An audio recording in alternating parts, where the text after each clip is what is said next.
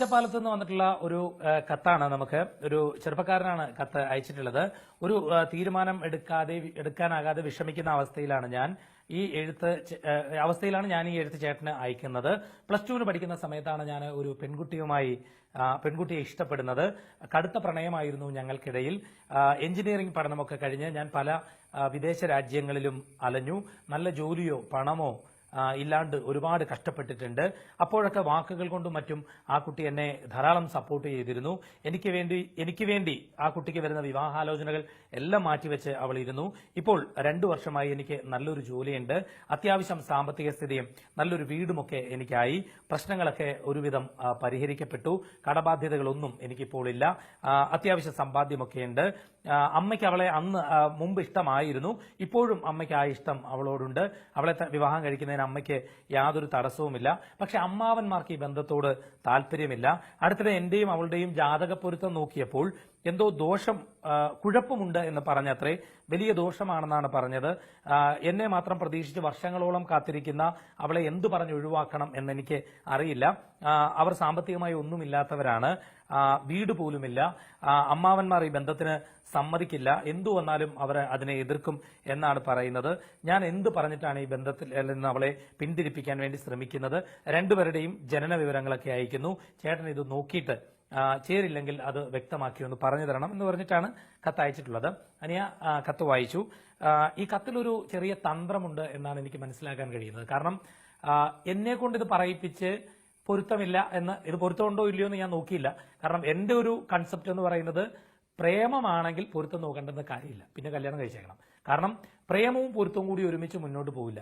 ഇതിലൊരു തന്ത്രം എനിക്ക് തോന്നുന്നത് ആ കുട്ടി ഒന്നുകിൽ നമ്മുടെ പ്രോഗ്രാം കാണുന്ന ആളായിരിക്കാം, അല്ലെങ്കിൽ നിങ്ങൾ ഈ കത്ത് അയച്ചിട്ട് ആ കുട്ടിയോട് എല്ലാ ദിവസവും ഈ പ്രോഗ്രാം കാണൂ, ഞാനൊരു കത്ത് പുള്ളിക്കാരൻ അയച്ചിട്ടുണ്ട്, അദ്ദേഹം പറയുകയാണെങ്കിൽ ഞാൻ കല്യാണം കഴിച്ചോളാം എന്ന് നിങ്ങൾ പറഞ്ഞിട്ടുണ്ടാവാം. അപ്പൊ കത്തിൽ സ്വാഭാവികമായിട്ട് ചിലപ്പോൾ നിങ്ങൾ ആരുടെയും പോയിട്ടോ ഒറിജിനൽ ആണോ എന്ന് പോലും എനിക്കറിയില്ല, ചേരാത്ത തരത്തിലുള്ള 2 ഡേറ്റ് ഓഫ് ബർത്ത് അയച്ചു തന്നതാവാം.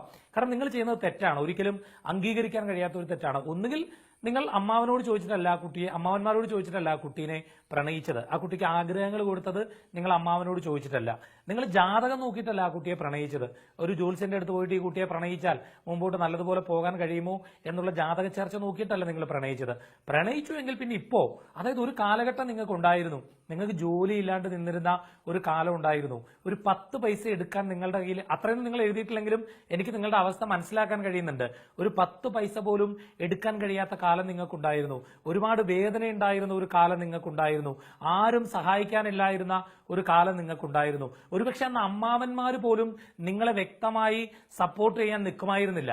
ഇപ്പം നിങ്ങൾക്ക് വീടായി, പണമായി, മര്യാദയ്ക്ക് ജോലിയായി, സമ്പാദ്യമായി, കടബാധ്യതകളൊന്നുമില്ല. അപ്പൊ അമ്മാവന്മാരൊക്കെ എവിടെ നിന്നെങ്കിലൊക്കെ വരികയാണ്, അവര് നിർദ്ദേശങ്ങൾ തരികയാണ്. ഇനി അമ്മാവന്മാർ പറഞ്ഞാണോ എന്ന് എനിക്കറിയില്ല. എന്തായാലും അനിയ, നിങ്ങളുടെ ആ തീരുമാനം തെറ്റാണ്.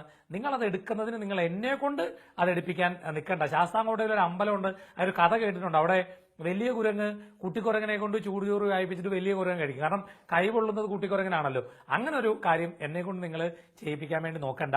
നിങ്ങൾ ആ കുട്ടിക്ക് ഒരു വാക്ക് കൊടുത്തിട്ടുണ്ടെങ്കിൽ, ഇത്രയും കാലം അത് കാത്തിരുന്നിട്ടുണ്ടെങ്കിൽ, തീർച്ചയായും നിങ്ങൾ ആ ഒരു കുട്ടിക്ക് ജീവിതം കൊടുക്കാൻ ബാധ്യസ്ഥനാണ്. അതിന് ആവശ്യമില്ലാത്ത കാര്യങ്ങളൊന്നും പറഞ്ഞ് ഒഴിവാക്കണ്ട. സ്ട്രെയിറ്റ് ആയിട്ട് നിങ്ങൾക്ക് ഇപ്പൊ പൈസ ഉണ്ടായി, പണമുള്ള ഒരു വീട്ടിലെ കുട്ടിയെ കിട്ടണമെങ്കിൽ അത് പറഞ്ഞങ്ങോട്ട് കല്യാണം കഴിക്കുക. അതിന് ജ്യോതിഷത്തെ ഒന്നും നിങ്ങൾ ആശ്രയിക്കേണ്ട, അത് ശരിയല്ല. ഈ ജാതകത്തിന് പൊരുത്തം നോക്കേണ്ടുന്ന ഒരു കാര്യമില്ല. ഇനിയിപ്പോ ഞാൻ പൊരുത്തം നോക്കി കൊള്ളാന്ന് പറഞ്ഞാലും നിങ്ങൾ വേറൊരു കാര്യം നിങ്ങളുടെ മനസ്സിൽ നിശ്ചയിച്ചിട്ടുണ്ട്, അത് നടത്തൂ എന്നറിയാം. അതുകൊണ്ട് വാക്കിന് വിലയുണ്ടെങ്കിൽ, നാളെ നിങ്ങൾക്ക് സന്തോഷമായിട്ട് ജീവിക്കണം എന്നുണ്ടെങ്കിൽ, പാവപ്പെട്ട വീട്ടിലെ കുട്ടിയായിരിക്കാം, അതിന് ആ ജീവിതം കൊടുക്കാൻ നോക്കുക.